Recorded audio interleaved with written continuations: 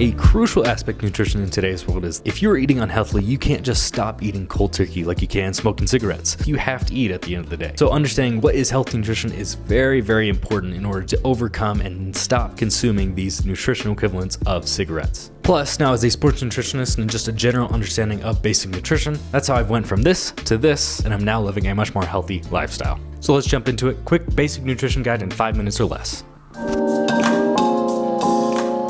Nutrition is all about food, and we measure food in a few different ways. One is calories. Calories just describes the energy content in food. Second is macronutrients, and macronutrients are protein, carbohydrates, and fats, and those dictate the function of what a different food does and how it digests and what it does for your body.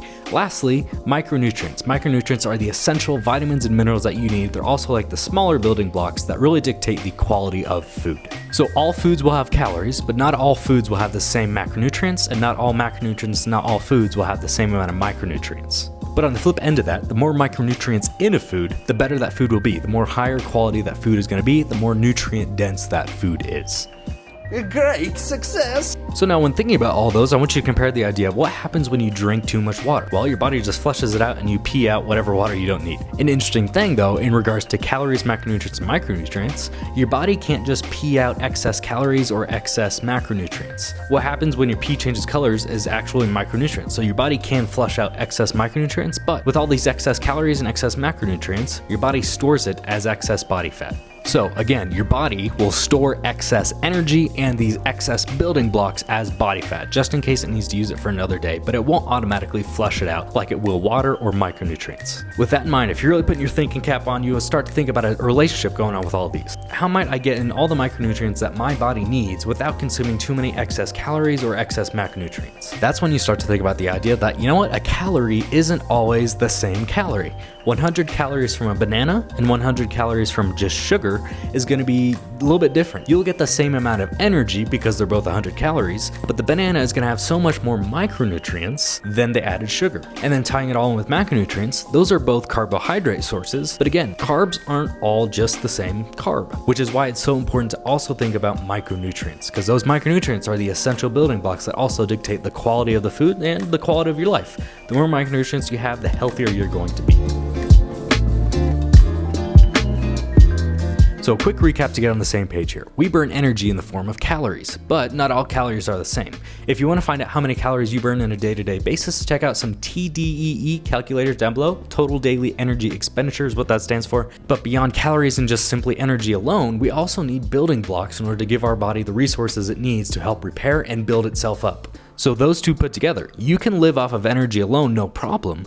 But if you aren't giving your body the resources and essential building blocks it needs, then you aren't going to be living a very quality life, despite having the energy to do so. So again, simply put, you will have a higher quality of life, you will be healthier if you're giving your body the energy it needs and the essential building blocks it also needs to repair and replenish itself, aka macronutrients and micronutrients.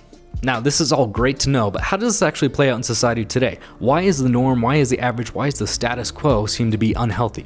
Well, one argument is that people aren't getting the micronutrients they need to really have a good quality of life. Well, when fast food is on about just every corner of the street and it's more affordable than other foods, and when in the grocery stores more processed food is on the shelves than real whole raw ingredients and foods, then no wonder people are eating more processed foods and less micronutrient dense foods. We aren't getting the stuff we need, and we aren't necessarily aware that we are doing this. And putting these together, I would argue that the culprit here is processed food. If you're able to avoid that and you're able to cook for yourself a little bit more and enjoy those raw, whole ingredient, micronutrient dense foods, you're gonna have a much higher quality of living. To connect us back to the intro with a rough metaphor here, processed food is the equivalent of that nutrition cigarette, so to say. And it gives you, a sense of pleasure and a sense of enjoyment, but in the long term, it really isn't good for you. But eating is a bad habit. You just can't quit cold turkey. You have to eat in order to live. That's why you need energy. But then when you focus on getting those micronutrient dense foods, that's how you get that higher quality of living.